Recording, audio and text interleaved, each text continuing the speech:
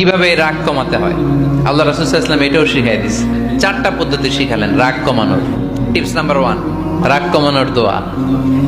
সহিহ হাদিস, ওই সাহাবী যদি এই বাক্যটা পড়ে তার রাগ কমে যাবে।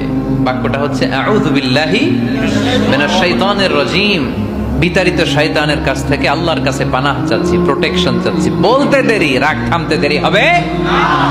টিপস নাম্বার 2, তোমাদের যখন প্রচন্ড রাগ চলে আসে, বেশি যখন প্রচন্ড যখন তোমরা রেগে যাও, তখন কথা বন্ধ করে চুপ হয়ে যাও। 3 number tips, lower your action, আপনার অ্যাকশনকে কমায় দেন। কিন্তু আমরা ওই সময় মারি ডাইরেক্ট অ্যাকশন। রাগের সময় আমরা কি করি?